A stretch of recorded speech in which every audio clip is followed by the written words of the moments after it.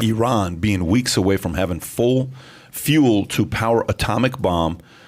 State Department warns Iran will have enough fissile material enriched to weapon-grade capacity in weeks, not months. A senior State Department official said Monday, following the conclusion of another round of indirect talks with Iran and world powers in Vienna. Following 10 months of negotiations, the State Department says diplomacy will cease in the coming weeks whether Iran takes a deal or not. This is because the Biden administration assesses that Iran's nuclear program will have become so advanced that re-entering the 2015 nuclear accord will provide no benefits to U.S. and global national security. In the years since Trump withdrew from the deal, Iran has enriched uranium, the key component in a bomb, so extremely high levels of purity.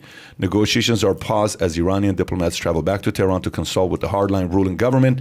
If Iran takes the deal, virtually all U.S. sanctions imposed by Trump administration will evaporate, giving the regime access to billions of dollars of cash.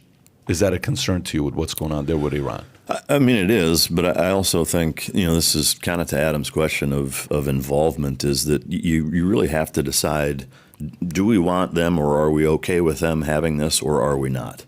If the answer is we're not and we need to stop it, then as a country you have to decide we will do what is necessary to prevent that, whatever that is, right? Is that if it's that red line, like, hey, Iran cannot have the capability to have any nuclear capacity whatsoever.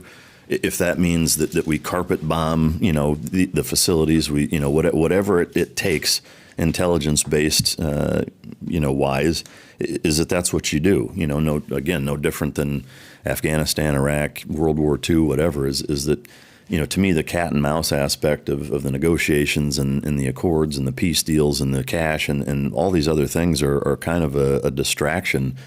In that you just have to ask yourself, are we going to sit on the sideline while they do it or not? Now, whether or not we take action, that's a whole other conversation. But I think as a country, there needs to be a decision one way or another, and you just do what it is. Here's my question. How do we know? How do we even know that this is taking place right now? Like, how do we know that Iran is weeks away from having fuel-to-fuel power atomic bomb? How do we know that? What insider information is Iran leaking to us? They're not going to leak anything to the States. No, I mean, so this is where, I'll be careful in how I tread on what I say, but there are intelligence assets that provide the capabilities through a number of resources, and that's electronic, human, traditional spying, communications intelligence, et cetera. All kind of coupled together to make determinations and assessments like that. But that's really all. How deep are we as? And I'm going to go a little bit deeper to hear what you're going to say about this. How deep is U.S., whether you want to put CIA or whatever you want to call it, in Iran to constantly gather intel and send it to us? Are we pretty involved heavily there, or it's mild? I would say, again, not having maybe as intimate as knowledge as maybe you would assume. But what I do know is just, again, from having a lot of friends that do things like that and having worked in that capacity, is that there are always people involved in all of the kind of big actors. And that's in every one of those capacities that I just mentioned. It's signal intelligence, it's communications, it's human, it's all of those things. And so the United States has this map of, okay, here are all the major concerns, and then they dedicate assets based on the same way, say, an ER doctor would triage an emergency room after an accident, is that this is the biggest threat, and they're allocating resources based on that. So without a doubt, there is moderate, to heavy involvement in every capacity that we have the ability to be involved in that country specifically. And also don't forget, I mean, our position keeps changing, whether it was the Biden who led the charge on the Iran nuclear deal, Trump pulled out, now Biden is getting back in it, whatever it is. But there's one thing that has not wavered, and that's Israel. Yeah. Our stance has changed here in the United States. Israel is dead set on Iran not being a nuclear power. So whether that's them taking out scientists, taking out plants, like they are not playing around. They do not want Iran to have this nuclear power.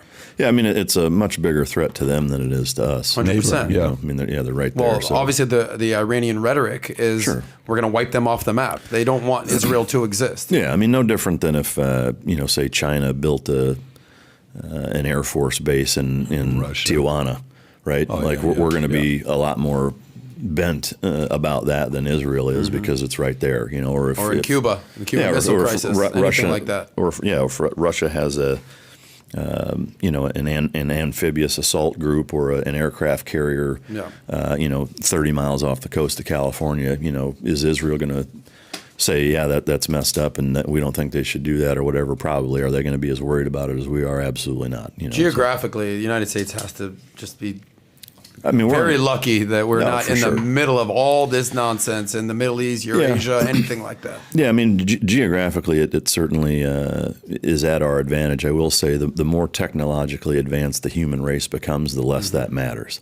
Whether it's cyber attacks or satellite stuff, shit coming, lasers from outer space type stuff, the more and more capable human beings become from a technology standpoint, it's not going to matter as much. It already doesn't. I mean, China has the ability to do what they do, as well as Russia. I mean, they've made our lives pretty difficult over the last decade, both of them, from without ever even having to come here. So it still plays a role. I'd still rather have a geographical advantage than not. But that gap is shortening year after year. So if you enjoyed this little short segment from the podcast that we did, here's another short segment to watch. Or if you want to see the entire podcast, click over here. Take care, everybody. Bye-bye.